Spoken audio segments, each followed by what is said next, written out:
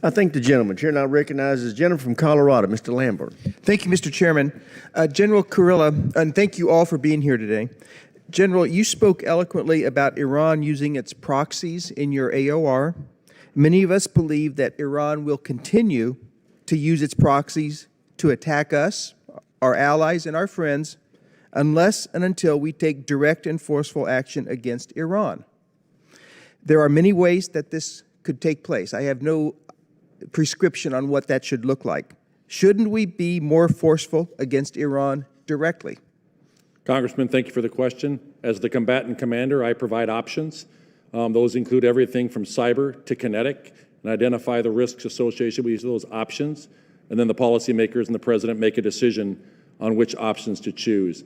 I would tell you that when we look at actions that we have taken, for instance, in Iraq and Syria, on our last strike that we did, we hit 85 targets. We killed the commander of Kataib Hezbollah, who is responsible for all Kataib Hezbollah inside of Syria.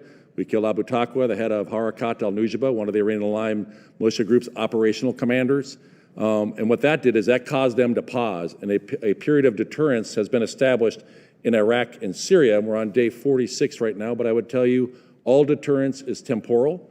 But I do believe there has to be cost imposition on Iran for them to be able to cease their malign behavior.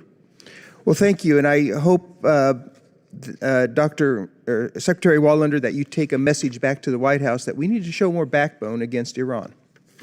I'm going to shift gears here, General Kurilla, and ask you about directed energy and with the engagements that are coming against the Houthi attacks. Many are arguing, and I would agree, that we are on the wrong side of the cost curve and that the cost per shot is unsustainable. And what's even more important is that we're depleting precision munitions that may be needed in the future for another fight or for ourselves somehow.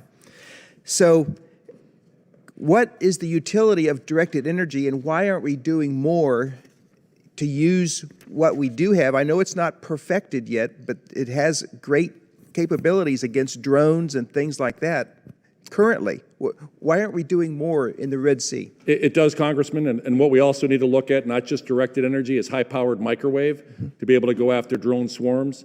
We do have, the Army is losing its transformation and contact.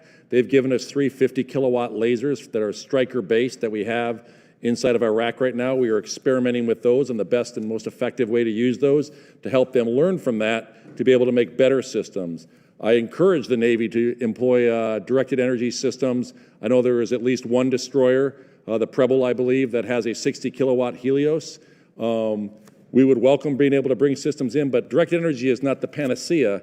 It'll be part of a layered defense, and we have to be able to get further out with it to be able to bring down these systems when it's only costing $1 a shot, minus acquisition, to be able to do that. But I would tell you what's worse than shooting $1 million missile at a $20,000 drone is that $20,000 drone hitting a $2 billion ship with 300 sailors on it. And I think our Navy is performing marvelously right now.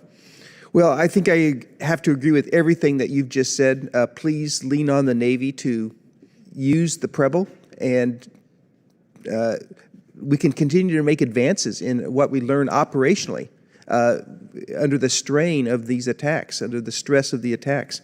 So I appreciate what you're doing, and I would ask that you really use more of directed energy and high-powered microwaves because there's a capability there that we've been testing but not really using operationally, and we need to start doing that. I'd hate to see a repeat of Tower 22, for instance. Yeah, Congressman, what I tell all the services, give me systems, we will experiment with it. We'll tell you if it works in a real live environment. Fantastic. Thank you so much. Mr. Chairman, I yield back.